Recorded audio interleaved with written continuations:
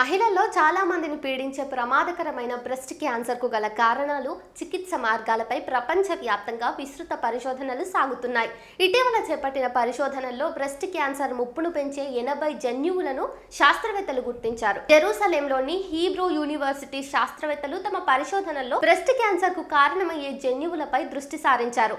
Breast cancer చరిత్ర ఉన్న 12 కుటుంబాలకు చెందిన మహిళల యొక్క జన్యు నమూనాలను ఈ పరిశోధనలో క్షుణ్ణంగా పరీక్షించారు. వీటి జన్యువుల్లో 1218 ఉత్పరివర్తనలను గుర్తించారు. వీటిలో 80 జన్యువులు బ్రెస్ట్ క్యాన్సర్ ముప్పును కలిగిస్తున్నట్టుగా నిర్ధారణకు వచ్చారు. ఈ 80 జన్యువుల్లోనూ 10ని ఇదివరకే గుర్తించిన వీటిలో 70 జన్యువులను మాత్రం మొదటిసారిగా గుర్తించడం విశేషం. బ్రెస్ట్ క్యాన్సర్ ముప్పు అవకాశాలను ముందుగానే గుర్తించడానికి, బ్రెస్ట్ క్యాన్సర్ చికిత్స పద్ధతులను మరింత విస్తృతంగా చేయడానికి, దీనివల్ల మరణాల సంఖ్యను గణనీయంగా తగ్గించడానికి ఈ పరిశోధన ఉపయోగపడుతుందని వారు అభిప్రాయపడ్డారు.